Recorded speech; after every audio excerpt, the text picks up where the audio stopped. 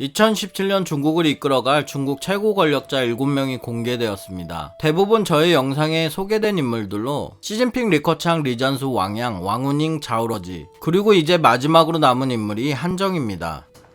지난번에도 언급했듯이 중국 최고 권력자 7명에 대해 파벌로 나눠보자면 3위 리잔수와 6위 자오러지는 시진핑의 군대라고 불리는 시진핑의 측근들입니다. 4위 왕양은 표면적으로 2위 리커창과 함께 후진타오의 공산주의 청년단 출신이고 7위 한정은 장쩌민의 상하이방으로 분류됩니다.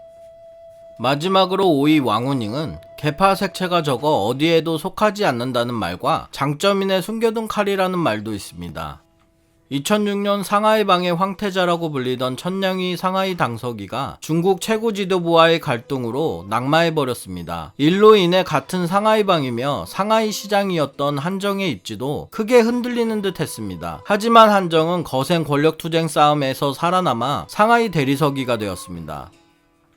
그 후에 저장성 서기로 있던 시진핑이 중앙무대로 올라가기 전 경력 보완 차원에서 상하이 서기로 왔는데, 상하이에 오랜 기간 박혀있던 돌이었던 한정은 불러온 돌 시진핑을 전력으로 보좌하고 나중에 중국 최고 지도부에 오르게 됩니다.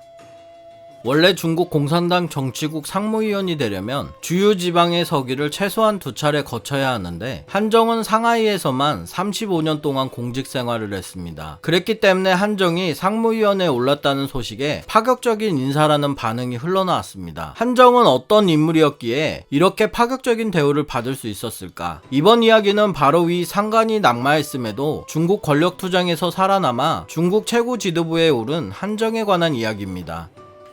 한정은 1954년 상하이의 평범한 가정에서 출생했습니다. 고등학교를 다녔지만 문화대혁명 때문에 거의 공부하지 못했고, 문화대혁명 말기 상하이의 조그만 기중기 회사의 창고지기로 취직하게 됩니다. 머리도 좋았고 부지런했기 때문에 상사들의 이쁨을 받아 불과 5년 사이에 회사 판매와 구매 담당은 물론 사내 공산주의 청년단 부서기까지 오르게 됩니다. 42년 동안 고향을 떠난 적이 없는 한정은 상하이에서만 근무하면서 장쩌민의 상하이방으로 분류되지만 1979년 공산당에 들어간 이후 공산주의 청년단에서도 일했기 때문에 단파로 간주되기도 합니다.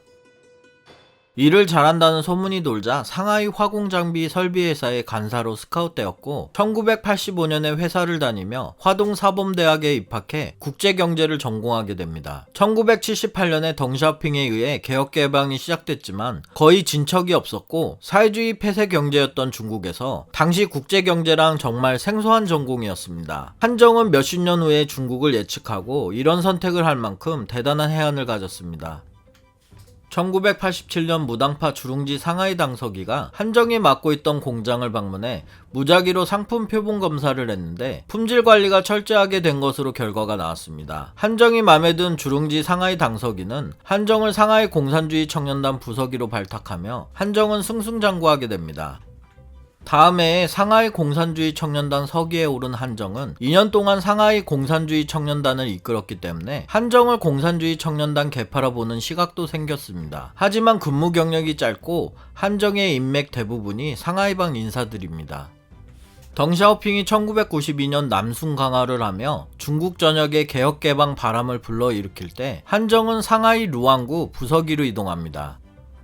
한정은 루앙구 부서기로 3년간 근무하면서 화이하이루를 개조해 상하이의 대표적인 상업지구로 만드는 수완을 발휘합니다. 이런 그의 능력을 유심히 지켜본 이들이 있었는데 바로 당시 상하이 서기였던 우방거와 황지였습니다. 한정은 이렇게 상하이방의 핵심 멤버로 부상하면서 초고속 승진을 할 수 있는 동력을 확보하게 됩니다.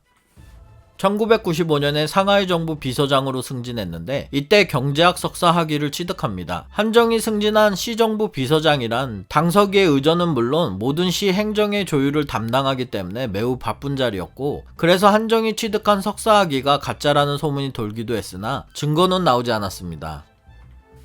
1988년 상하이방의 거두인 황지 상하이 서기는 한정의 근면함을 눈여겨보다가 44살의 한정을 부시장으로 발탁했습니다. 그리고 2001년에는 총리 후보까지 거론되던 식황지 상하이 시장이 돌연 사임하고 후임으로 상하이방의 황태자 천냥위가 임명되었습니다. 이 모든 작업은 천냥위를 위한 것으로 당시 황지는 천냥위에게 상하이 서기를 물려주기 위해 천냥위를 일단 상하이 시장에 올려놓았던 것입니다.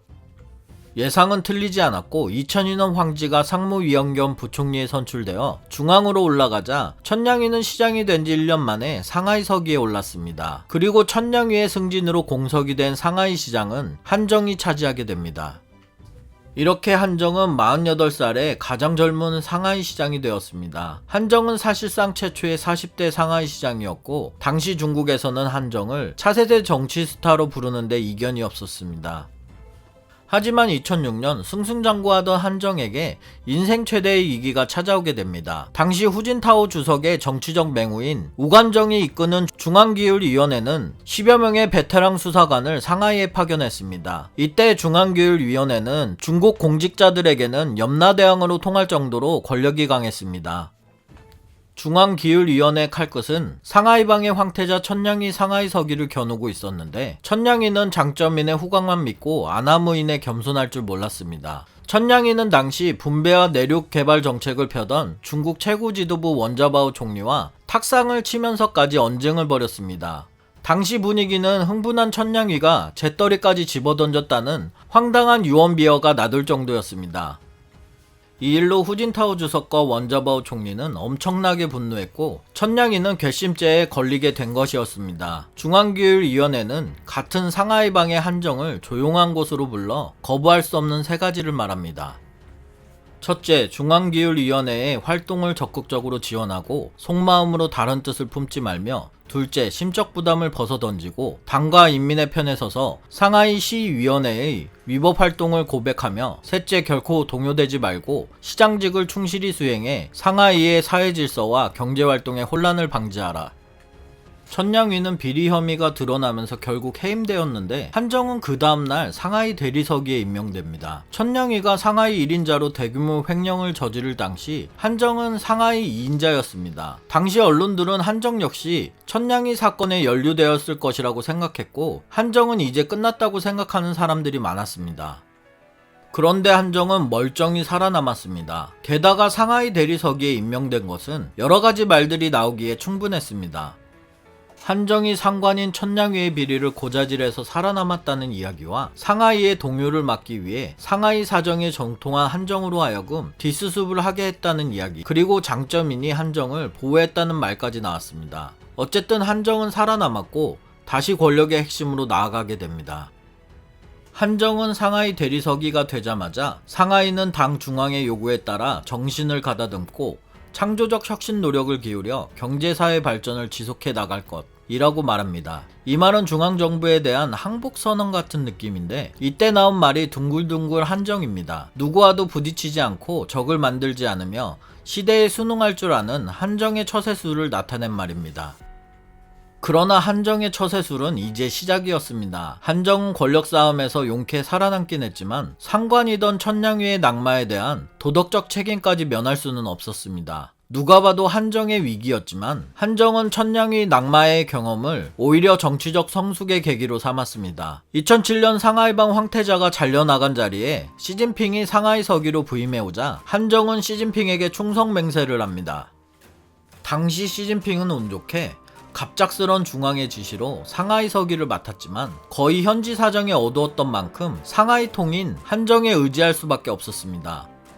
한정은 대리석이었다가 다시 2인자로 돌아가야 했지만 시진핑이 차기 국가주석이 될 가능성이 있는 가장 큰 인물이었고 중앙 무대로 올라가기 전 경력 보완 차원에서 상하이 서기로 온 것을 알았기 때문에 온 힘을 다해 시진핑을 보좌해 8개월간의 시진핑 상하이 시정을 남부럽지 않게 만들어 놓았습니다. 한정의 도움으로 상하이 서기로서 직무를 별탈 없이 수행한 시진핑은 이때 한정을 깊이 신뢰하고 능력과 수완도 인정하게 되었습니다.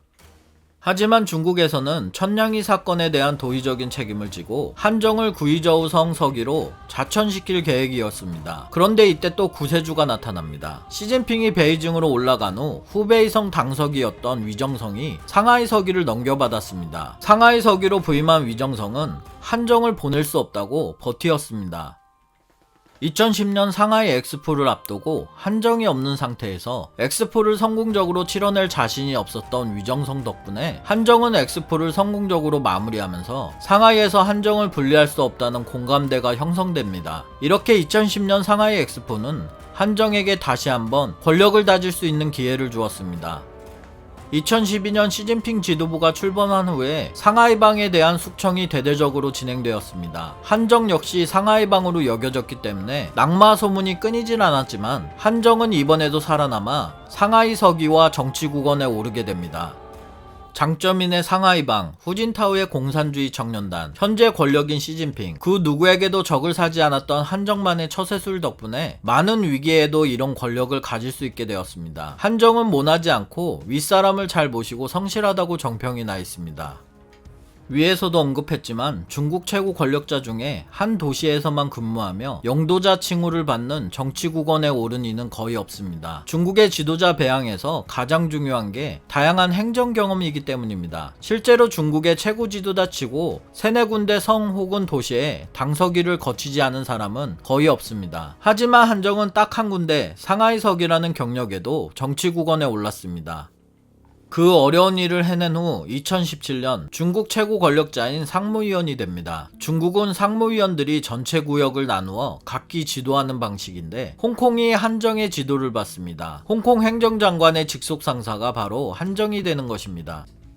2018년 평창 올림픽을 앞두고 문재인 대통령은 중국을 방문하면서 시진핑의 참석을 요청했는데 시진핑은 진지하게 검토하겠다고 하면서 참석할 수 없게 되면 고위급 대표단을 파견하겠다고 말했습니다. 이때 서열 7위 한정이 평창 올림픽에 참석하게 됩니다.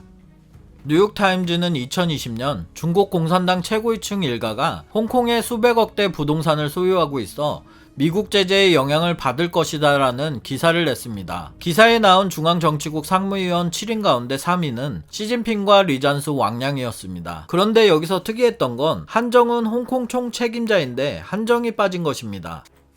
한정 역시 엄청난 규모의 자산을 해외에 보유하고 있는데 밝혀진 것만 31억 달러로 아내는 부동산 업체 루디그룹 지분 7%를 소유했고 호주 국적인 딸은 그룹자회사 실소유주입니다. 이런 한정 일가가 홍콩에 고급 빌라 주택 한 채가 없다는 건 생각하기 어렵습니다. 사실 미국 언론에 이런 비리 정보를 주는 것은 계파 간 치열한 권력 싸움 끝에 진흙탕 싸움이 되어 종종 외국의 힘까지 빌려 라이벌을 공격하기 때문입니다. 중국 고위층의 해외 자산에 대한 폭로는 2014년에도 2016년에도 있었습니다. 재미있는 사실은 폭로 대상이 시진핑 계열의 인물이 대부분이며 중국 최대 부패 세력으로 지목되는 장점인 일가와 장점인파 핵심 인물들은 비껴간다는 것입니다. 이것은 시진핑 정권 출범 초기에 벌인 반부패 운동의 주요 대상이 되었던 장점인 계파가 어떻게 반격하면서 시진핑을 반부패 운동에서 한 발짝 물러서게 만들었는지 생각해보면 알 수 있습니다. 당내 권력 싸움에 미국 주요 언론까지 끌어들이는 공산당이 외국 세력과 결탁하면 최고 종신형에 처한다고 한 홍콩 국가안전법이 얼마나 내로남불적인 태도인지 알 수 있습니다. 시민들이 자치권을 요구하면 외세와의 결탁이고 고위층이 내부 정보를 해외 언론에 흘려 권력 싸움에 이용하는 것은 묵인되는 현실입니다. 마지막으로 흥미로운 사실은 중국 공산당이 겉으로는 애국심을 내세우지만 미국 정부 통계에 따르면 중국 정부의 부장 이상 관료 자녀의 74.5%가 미국 영주권 또는 시민권을 보유하고 있었다는 사실입니다. 게다가 이들의 손자 손녀 91%가 미국 시민권자라고 합니다. 거짓말 같은 내용이지만 같은 해 중국 공산당 중앙조직부가 벌인 실태조사에도 비슷한 결과가 나왔습니다. 재밌는 건 2020년 최근 미국은 한 번이라도 중국 공산당에 가입했다면 미국 영주권 신청과 이민을 사실상 금지하기 시작했습니다. 시진핑의 오른팔로 칼날 역할을 해왔던 왕치산이 물러나면서 반부패 운동도 사실상 중단됐었고 장점인은 세력을 유지하며 그동안 부정축제한 재산을 해외로 반출했는데 홍콩이 그 주요 통로로 이용되었습니다. 미국의 홍콩 특혜주의 철회와 해외 재산 동결에 특히 장점인 계파가 민감하게 반응하고 반격하면서 시진핑 리잔수 왕양의 재산만 공개된 것입니다. 이번 편은 상하이의 제갈량, 상하이의 도사, 뼛속까지 상하이라는 별명을 가진 한정, 상하이방으로 불리긴 하지만 다른 파벌에도 발을 담그고 있는 처세술의 대가, 흥미로운 인물 권력서열 7위 한정에 대해 말씀드렸습니다. 다음 영상도 재밌게 만들겠습니다. 구독 부탁드립니다.